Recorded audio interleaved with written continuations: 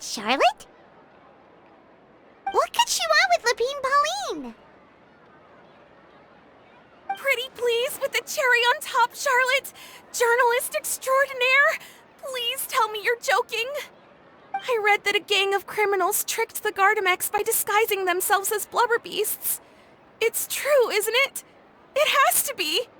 I've invested all my savings into graph adversarial technology and even taken out a sizable bank loan. I'm begging you like the beggiest beggar in all of begdom. Okay. I need you to calm down a little, Miss Lapine Pauline. I admire your passion for your research, and I don't mean to dash your hopes for those, big-ticket orders. But I'm afraid I'm not joking. The Blubber Beast incident was a short story mailed to us by an anonymous amateur author, written in the style of a true story. Oh, Paimon sees what happened here.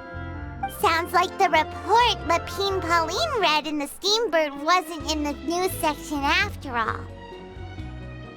Funnily enough, I actually remember being in a meeting where the editing team was debating the potential risk of misleading the public with this story. They even went to Maison Gardiennage for advice. But to our surprise, they fully supported us printing it. They figured that the false intel would be a great way to dupe potential criminals into wearing ridiculous costumes when breaking the law. In truth, Gardamex are extremely sophisticated in their capabilities. They can identify criminals just as reliably as the best human guards, so a crude disguise isn't gonna get you far. If anything, it'll just make you stand out all the more. Since we ran that story, the Maison Gardiennage has made a slew of arrests, including, one phantom blubber beast, a titanic red-crowned finch, and a specter man.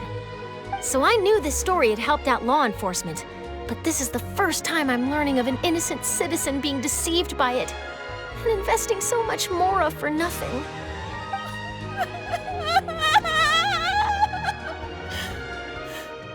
Uh-oh. So Lapine Pauline's whole research project is based on a fictional story? Which means we're not gonna get a big bonus after all. But more importantly, she's gonna lose everything she's invested. Traveler! Paimon! You're back! I was in the area taking some photos for a story when I got to talking to Miss Lapine Pauline about her research. She told me about your collaboration. She was hoping I could write an article to spread awareness about image recognition technology. She even paid me for the article and gave me one of her prototype devices before I could get a word in. I unfortunately had to dash her hopes, and I'm afraid all your hard work was in vain too. She's desperately trying to find a way to rescue the project and get you the mora you're due. I've tried to let her down gently, but she's finding it all very hard to accept. This is a new situation for us too. It's such a pity. It seems like the author was only trying to make the story interesting, and the Maison Gardiennage only had Fontaine's best interest in mind. Wait, Miss Lapine Pauline, what are you doing? I'm gonna pick a fight with a Gardamek, head to the opera at Biclez, and get a one-way ticket to the Fortress of Meropide. That way, I won't have to repay my debts. It's the only way I can afford to keep on living. Whoa, there's no need to go that far. I mean, come on, look at you. You wouldn't even dent the Gardamex armor. In all likelihood, they'd only hold you up at the Maison Gardiennage for a few days before letting you out, and then you'd still have to repay your debts. Actually, instead of going into the technicalities of that, how much did you actually invest? How bad can it really be? 270,000 mora. Okay, well, escaping to the Fortress of Meropide over a sum like that seems like a last resort. Surely there must be other options. Not anymore.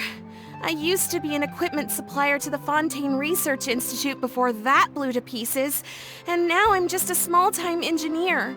I scraped together some savings over the past few years, but I put every last mora into this project, and now I'm left with nothing.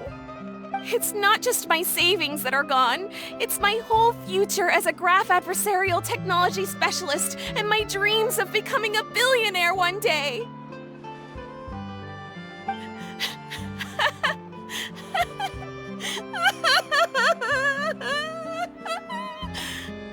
My life is over. Don't despair, Miss Lapine Pauline. I think I know a way for you to turn this around. This prototype you've given me, the camera lens for image recognition sample collection. It's really quite something. You said you designed it specifically for high-fidelity image capture and analysis, yes? The rapid focal length adjustment is a very useful function in its own right. It's sure to make many journalists' jobs much easier. In fact, I'd say it has the potential to revolutionize Fontaine's news media. So your research efforts thus far are by no means in vain. The technology you've developed may have many applications that you've never even considered. Really? Absolutely. I've been working as a journalist for the Steambird for a long time now.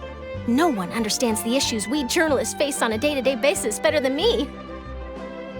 So keep calm, take heart, and start thinking about mass production. In the meantime, I'll show your invention to all my colleagues to drum up interest in your product. I can't believe it! If this is true, then I can look into setting up a whole camera lens development pipeline. My big-ticket orders and billionaire aspirations are still in the cards. Oh, maybe I should consider taking out another loan. That way, I can rapidly improve the lens production process, be the first to market, and prepare to battle for dominance in the camera industry. Come on! Stop daydreaming about your pipelines for a minute. Just take it one step at a time and see how it goes. There's no sense in putting all your eggs in one basket before things are even off the ground. And I can probably speak to some people I know and license my image recognition device to a workshop to raise some funds. I can't believe I didn't think of this sooner. There's no time to lose. I need to get to work. Early bird gets the worm. Can you believe her? She just ran off. Paimon's pretty sure our advice went in one ear and out the other. It's understandable. When inspiration and passion strike at the same time, it's all too easy to throw yourself headfirst into your work and forget about everyone around you. A lot of journalists are the same way when they're first starting out. But don't you worry. I'm gonna write an article on all this, and I'll be checking in on her regularly. Her research has the potential to benefit the entire journalistic community. I'll give her plenty of input to stop her from going down any rabbit holes, and make sure mass production of her lens can begin as soon as possible. It's reassuring to know that you'll be looking out for her, Charlotte. Actually, you know what? Why don't you two take this prototype lens? I'm sure you'll have plenty of chances to use it on your travels. It takes the right person to get the most out of a new technology. In your hands, it's sure to capture some amazing sights. Thanks a lot, Charlotte. No bonus, no biggie. This makes everything worth it. You're welcome. I got something out of this too. The beginnings of a very interesting news story. The boundaries between real news reports and news-like fiction must not be blurred, even when there's a compelling justification for doing so. Yes, that's how I'll phrase it to the editors when I give them my feedback. Let's hope we don't mislead any more well-meaning citizens in the future.